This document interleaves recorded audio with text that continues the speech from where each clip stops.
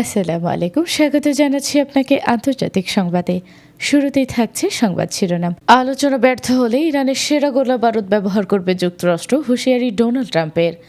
এবারই বিস্তারিত।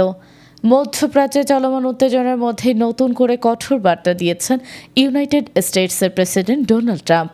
তিনি জানিয়েছেন, পাকিস্তানের রাজধানী ইসলামাবাদে অনুষ্ঠিত হতে যাওয়া শান্তি আলোচনা ব্যর্থ হলে ইরানের বিরুদ্ধে আবারও শক্তিশালী সামরিক হামলা চালানো হতে পারে।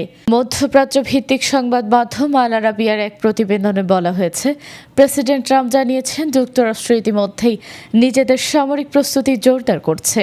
তার ভাষায়, আমরা নতুন করে শুরু করছি, আমরা জাহাজগুলোতে এ যাবৎকালের সেরা অস্ত্র ও গোলাবারুদ বোঝাই করছি।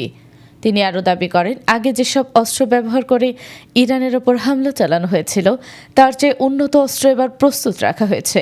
বিশ্লেষকদের মতে এই বক্তব্য স্পষ্টভাবে ইঙ্গিত দেয় যুক্তরাষ্ট্র কূটনৈতিক আলোচনার পাশাপাশি সামরিক প্রস্তুতিও জোরদার করে রেখেছে। জানা গেছে, গুরুত্বপূর্ণ আলোচনায় মার্কিন প্রতিনিধি দলের নেতৃত্ব দেবেন vice president JD Vance. Washington থেকে ইসলামাবাদের উদ্দেশ্যে রওনা হওয়ার সময় প্রেসিডেন্ট ডোনাল্ড ট্রাম্প মার্কিন সংবাদ মাধ্যম অর্থাৎ নিউ ইয়র্ক পোস্টকে দেওয়া এক সাক্ষাৎকারে বলেন, যদি আলোচনায় কোনো চুক্তি না হয় তাহলে যুক্তরাষ্ট্র প্রস্তুত থাকা অস্ত্র ব্যবহার করবে এবং তা খুব কার্যকরভাবে ব্যবহার করা হবে। এদিকে এই আলোচনায় যুক্তরাষ্ট্রের বিশেষ দূত স্টিভ উইটকফ এবং ট্রাম্পের জামাতা জ্যারেড কুশনারও অংশ নেবেন বলে জানা গেছে।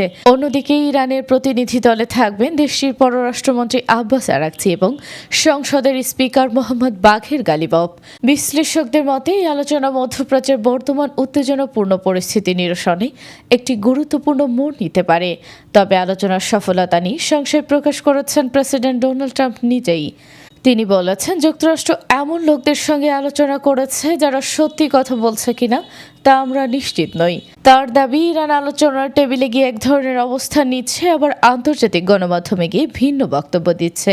বিশেষ করে ইউরানিয়াম সমৃদ্ধকরণ নিয়ে ইরানের অবস্থান নিয়ে প্রশ্ন তুলেছেন তিনি। এদিকে নিজের সামাজিক যোগাযোগ মাধ্যম ট্রুথ সোশ্যালে দেওয়া এক পোস্টে প্রেসিডেন্ট ট্রাম্প আরও কঠোর মন্তব্য করেছেন। তিনি লিখেছেন, আন্তর্জাতিক জলপথ ব্যবহার করে স্বল্পমেয়াদী চাপ সৃষ্টি করা ছাড়া ইরানের হাতে তেমন কোনো শক্তিশালী কৌশল নেই। এমনকি তিনি দাবি করেছেন, আলোচনা করার সুযোগ পাওয়াটাই ইরানের জন্য বড় বিষয়। বিশ্লেষকদের মতে এই ধরনের মন্তব্য চলমান আলোচনার পরিবেশকে আরও জটিল করে তুলতে পারে। কারণ একদিকে যখন শান্তি আলোচনা চলছে, অন্যদিকে একই সময় সামরিক হুঁশিয়ারি দেওয়া কূটনৈতিকভাবে বড় চাপ তৈরি করতে পারে। এদিকে আন্তর্জাতিক মহলও এই আলোচনার দিকে গভীরভাবে নজর রাখছে। কারণ যদি এই আলোচনা সফল হয় তাহলে মধ্যপ্রাচ্যের চলমান সংঘাত অনেকটাই কমে আসতে পারে। আর যদি আলোচনা ব্যর্থ হয় তাহলে নতুন করে বড় ধরনের সামরিক সংঘাত শুরু হওয়ার আশঙ্কা উড়িয়ে দেওয়া যাচ্ছে না। সব মিলিয়ে এখন বিশ্ব রাজনীতির নজরে রয়েছে ইসলামাবাদে অনুষ্ঠিত হতে যাওয়া এই গুরুত্বপূর্ণ আলোচনার দিকে। কারণ এখানেই নির্ধারিত হতে পারে আগামী দিনগুলোতে মধ্যপ্রাচ্যের পরিস্থিতি শান্ত হবে নাকি আরও উত্তেজনাপূর্ণ হয়ে উঠবে।